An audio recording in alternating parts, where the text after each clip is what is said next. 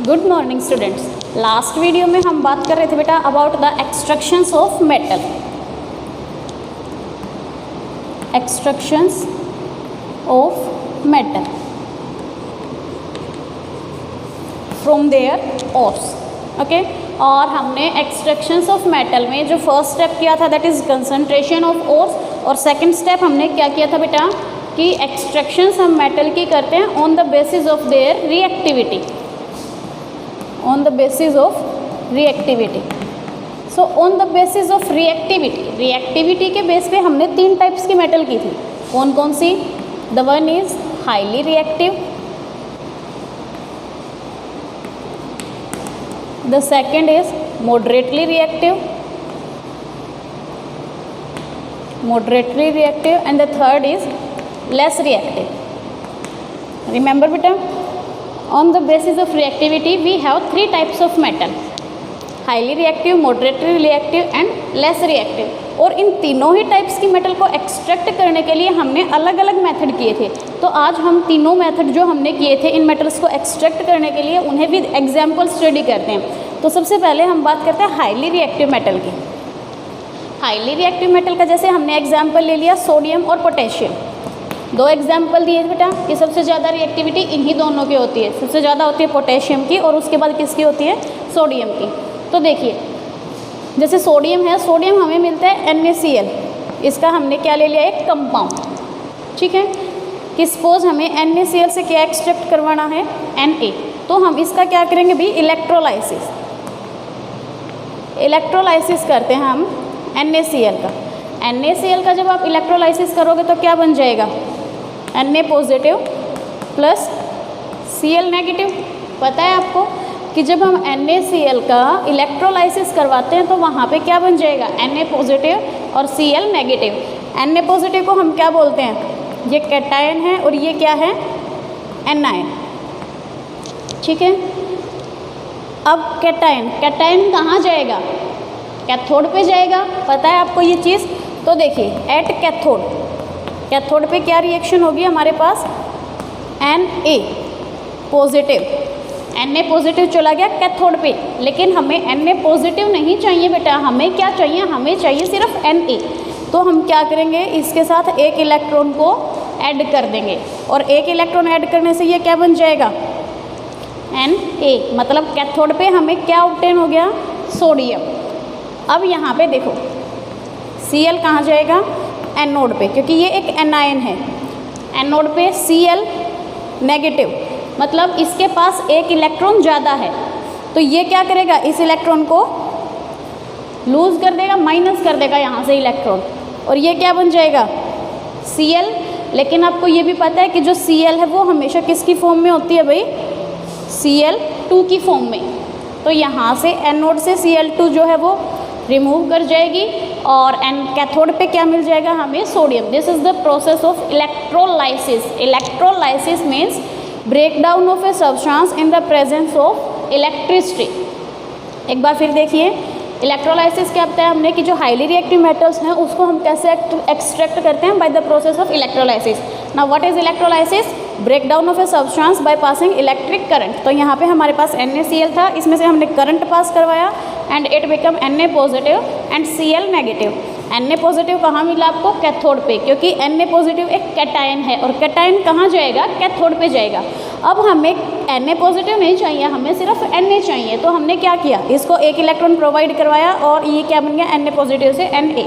जबकि एनोड पे क्या बनेगा कि ये 2 इलेक्ट्रॉन्स को लूज़ कर देगा एंड इट बिकम Cl2, जो गैस के फॉर्म में वहाँ से क्या कर जाएगा भाई? इवेपोरेट कर जाएगा। उसके बाद आता है सेकंड टाइप की जो मेटल्स थी वो means metals of moderate reactivity.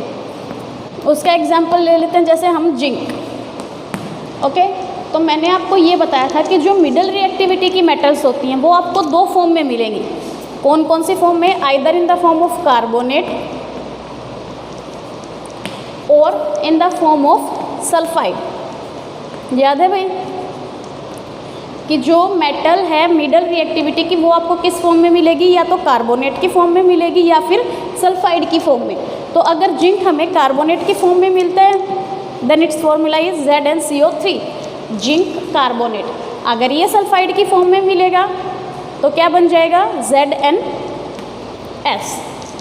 ठीक है, अब हमने किया था कि अगर हमारे पास मिडल रिएक्टिविटी का एलिमेंट कार्बोनेट की फॉर्म में है तो क्या हो जाएगा, कैल्सिनेशन। ओके, क्या होगा भाई वहाँ पे, कैल्सिनेशन होगा। Now what is calcination?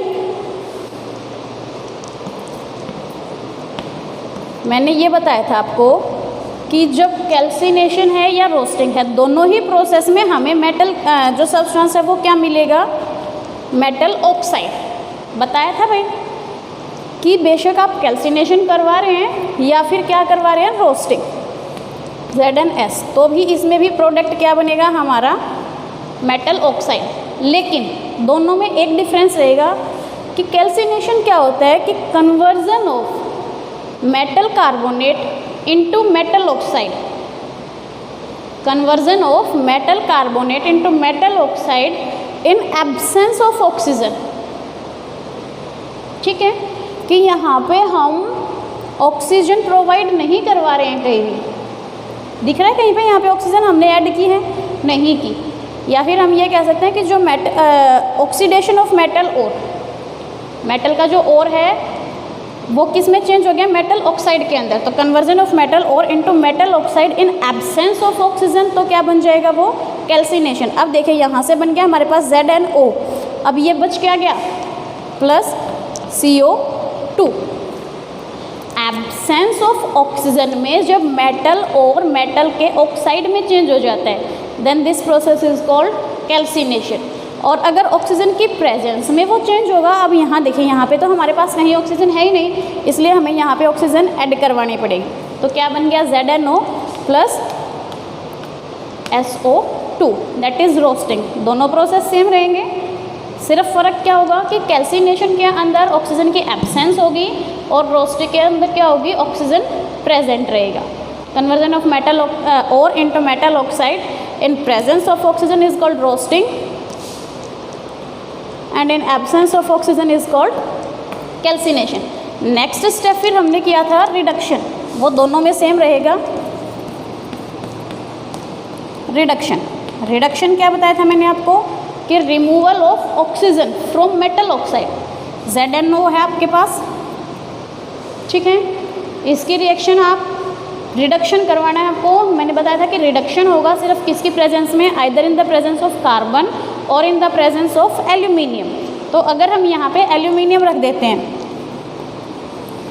तो क्या होगा, Zn प्लस Al2O3। ठीक है, रिएक्शन बैलेंस कर लेंगे आप। तो ये हो गया हमारे पास reduction of metal oxide either in presence of carbon और एल्यूमिनियम। अगर यहाँ पे आप कार्बन रखते हैं तो कार्बन किसके साथ बॉन्ड बना देगा, ऑक्सीजन के साथ, और Zn यहाँ से क्या हो जाएगा, रिमूव।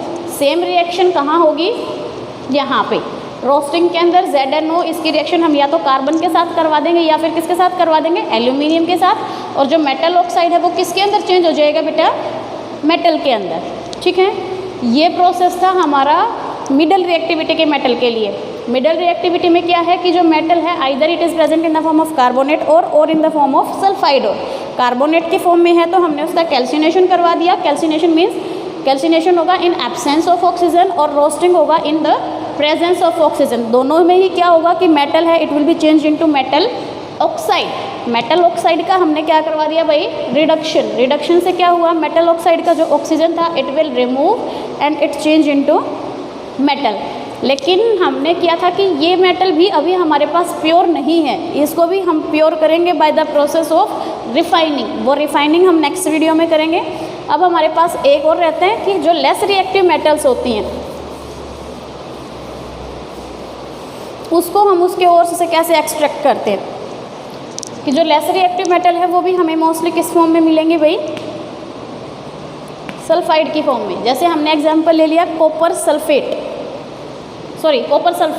सल्फेट SO4 नेगेटिव होता है, कॉपर सल्फाइड CuS।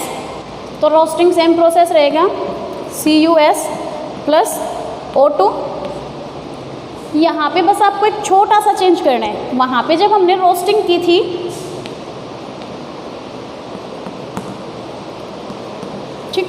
वहाँ पे जब हमने रोस्टिंग की तो क्या कहा था कि प्रेजेंस ऑफ ऑक्सीजन में होगी और मेटल के ऑक्साइड में चेंज हो जाएगा। यहाँ पे मेटल ऑक्साइड नहीं बनेगा बेटा, यहाँ पे सिर्फ क्या होगा कि जो सल्फर है वो ऑक्सीजन के साथ बाइंड कर जाएगा। मतलब प्रोडक्ट क्या रहेगा आपका Cu प्लस SO2। आपका जो एक रिडक्शन का स्टेप है वो यहाँ पे कम हो जाएगा। समझ रहे हैं? जैसे और एग्जांपल ले सकते हैं हम HGS का ले लिया हमने, मरकरी सल्फाइड, तो वहाँ पे यहाँ आपको मरकरी मिल गया प्लस SO2।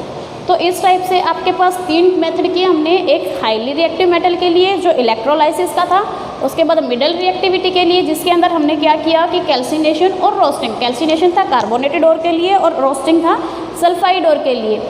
कार्बोनेटेड ओर में हमने क्या किया कि मेटल है वो ऑक्साइड के अंदर चेंज किया इन एब्सेंस ऑफ ऑक्सीजन, और रोस्टिंग के अंदर वो चेंज किया इन प्रेजेंस ऑफ ऑक्सीजन। और सल्फाइड और अगर लेस रिएक्टिव मेटल का है तो उसमें भी रोस्टिंग होगी, लेकिन डिफरेंस क्या रहेगा बेटा कि जो मेटल है वो मेटल ऑक्साइड के अंदर चेंज ना होके डायरेक्ट किस में बदल जाएगा, मेटल के अंदर। और इसकी ही हम क्या करवा देंगे भाई यहाँ पे रिफाइनिंग, और रिफाइनिंग से हमें क्या मिल जाएगा, प्योर मेटल। अब जो रिफाइनिंग का प्रोसेस है वो हम नेक्स्ट वीडियो में डिस्कस करेंगे। Thank you.